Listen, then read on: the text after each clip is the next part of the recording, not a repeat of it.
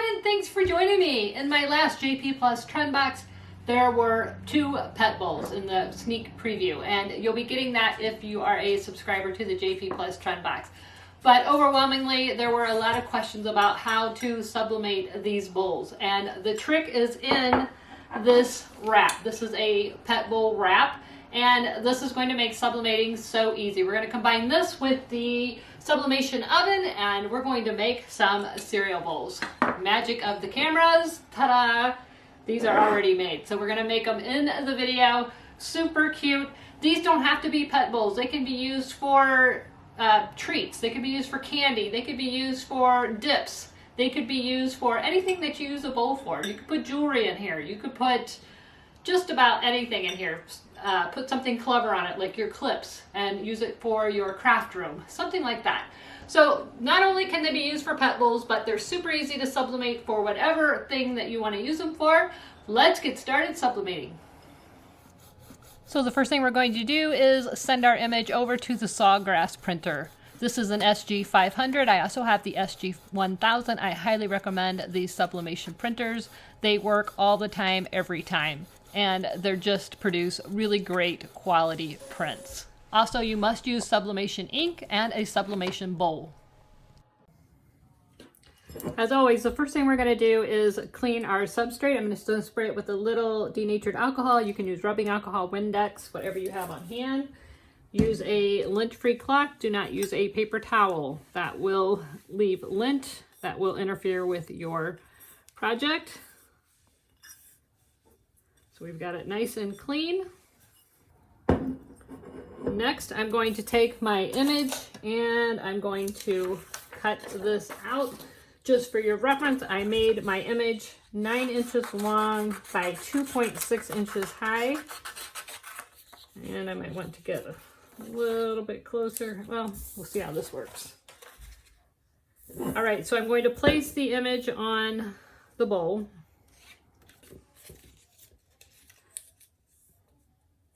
All right, so the bowl has a little bit of a lip right here. I'm going to try to get it all on the flat surface. I'm going to use my heat resistant tape and tape one side down first. So you just want to get this as tight against the bowl as you can. Don't overdo the tape, but you also don't want any puckers or anything like that. The band is going to provide all of the pressure. So I've got this taped down pretty well. I want to make sure that this doesn't move once I put this band on. Now this band can be a little bit confusing. So when you get it, I suggest that you lay it on your table so that both of the edges are facing up. You're going to place the bowl down where your image is inside the band. You're going to pull one side up, just like this, and hold it. Then you're going to pull this side up, and it goes together like this. You're going to flip that one inside, and then you're going to squeeze, and it will click closed. And that is going to serve as your pressure. That is providing a deep pressure around that bowl, and that's why I taped that down so well. I wanted to make sure that it didn't move. So that's what it looks like when it's all put together. This is going to be on the top. Again, this looks kind of confusing, so if you lay it down and then push it into each other like I did, you'll see how it works. So I'm going to take this over to the oven. We're going to cook this for 18 minutes at 370 degrees is the recommended setting. That's 195 Celsius is what I'm going to put it on for 18 minutes. We've got our bowl ready. I put some heat resistant gloves on. We're going to put this in the oven and cook it for 18 minutes at 195 degrees Celsius. That's what the recommended setting is, and we will see how that turns out. So all of the products used will be linked in the description below, including my heat gloves, the bowl. You're going to want a heat resistant pad to put the project on when it comes out of the oven. Full disclosure, this one's already done. The camera cut off, so I put another one in. I just changed the name to Evie. So we're gonna get the same results, but the camera shut off and I didn't realize it. So we're gonna have, you're gonna need a heat pad to put this on when it comes out. It's going to be really, really hot. That band, I will also link that in the description below, but you definitely want to wear gloves. The bowl's not only going to be hot, but that metal on that band is hot and it stays hot. So you're going to want to make sure and wear gloves. Now I want to talk a little bit about the sublimation oven that I'm using. I love a sublimation oven. I think it is a great addition to any craft room, any business. The thing about a sublimation oven is that you can use it for multiple items at once. I could do 3 or 4 tumblers all at one time. That's going to save you time. Time saves you money. Also, you can do any shape. I can do bowls in it. I can do the big jugs. I can do the fat tumblers. I can do the mason jar style tumblers, all in a sublimation oven. So there really isn't much that you can't do. If you can fit it in that oven, you can probably sublimate it in that oven.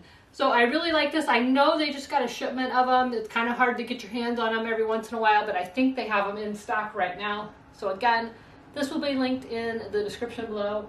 The bowl wrap will be linked. They also have wraps for other projects like coffee mugs and tumblers and things like that. So I will link that wrap in the description below, as well as my heat gloves and this mat. I really like using this mat. I use it a lot when I'm using sublimation, just to protect my work surface until the item cools down. This bowl is actually, that one's been in for a while, so this has been out for a while and it's still pretty warm. So you want to make sure that you have something to put your project on. While we're waiting for that one to finish, you can see how cute this one turned out. I just love this idea. You could use these for Christmas, for Easter. You could put candy in them. You could use them for like a school, if you had a school function where you had to take a little dip or something like that. You could put a school mascot on here. You could put a team on here for a football party. You don't have to just use these for pet bowls. Of course, they make really cute pet bowls too. So we've got about 7 more minutes left. I'll be right back. So time's almost up. This bowl is about ready for its reveal. I'm going to take it out of the oven. Again, I'm wearing the heat resistant gloves. I really like this specific pair because it has the extended sleeve so that you protect your forearms from the oven. You want to be super safe with this. I do not recommend letting a child use this without adult supervision, and definitely they should not be taking things in and out of the oven. So let's see how this one turned out. Should be going off any second now. There we go. Again, you're going to want to protect your work surface when you put this down. This is super hot. This metal is extremely hot. So to take this apart, you're just going to squeeze this together and those will come apart. You can take this off. This is super hot, so I'm going to leave that on the mat as well. Here is my sublimated item. I can see the writing starting to come through. That's a sign that I've got a good sublimation happening under there. So let's see if I can get this off with these gloves.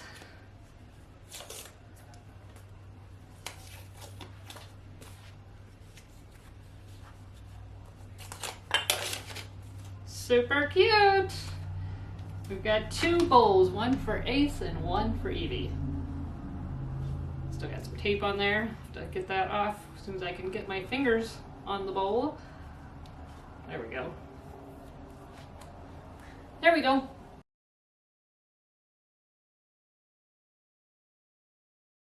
So super cute. Again, these could be used for holidays, for team parties, for dips, for pets, for food, for candy, all kinds of things. Cereal bowls. The kids are going to love these.